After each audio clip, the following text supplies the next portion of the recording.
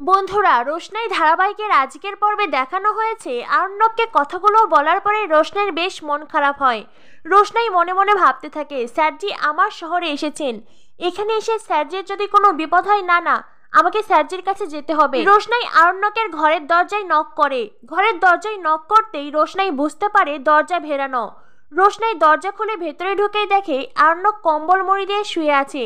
রোশনাই আরণ্যকের কাছে ছুটে যায়, আরণ্যকের পাশে বসে বারবার করে স্যারজি স্যারজি বলে ডাকতে থাকে, কিন্তু না, আরণ্যক সাড়া দেওয়ার মতন অবস্থায় নেই।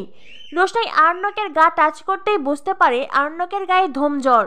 রোশনাই আরণ্যকের কপালে ভালো করে হাত দেয়। রোশনাই মনে মনে বলে, এ কি, স্যারজির তো ভীষণ জ্বর এসেছে, এখন আমি কি করি? রোশনাই রিসেপশনে ফোন দিয়ে ডক্টরকে খবর দিতে বলে। রিসেপশন থেকে রোশনাইকে জানায় এত রাতে ডক্টরকে আনা সম্ভব নয়, আমরা কাল সকালেই যে করেই হোক ডক্টরকে অ্যারেঞ্জ করব, কিন্তু এখন এই রাতে সম্ভব নয় ম্যাম, আমাদের কিছু করার নেই, আপনি বরং স্যারকে ওষুধ খাইয়ে দিন।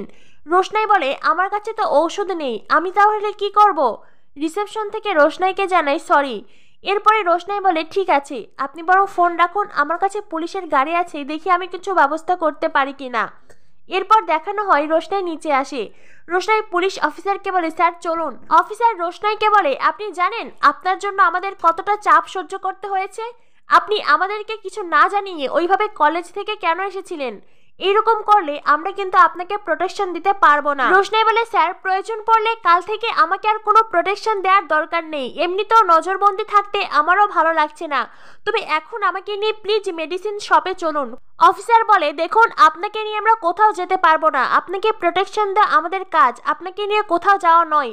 রোশনাই বলে, সেক্ষেত্রে আমাকে একা একাই যেতে হবে, তাহলে আপনারা আমাকে প্রোটেকশন কি করে দেবেন? অফিসার বলেন, আপনি একা কোথাও যেতে পারবেন না, প্রয়োজন পড়লে আমাদের সাথেই যেতে হবে।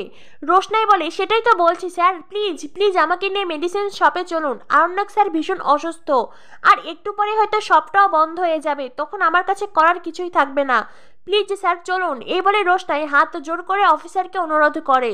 তো বন্ধুরা, কি হতে চলেছে রোশনাই ধারাবাহিকে, পরবর্তী আপডেট পেতে আমাদের সাথেই থেকো। ধন্যবাদ সবাইকে।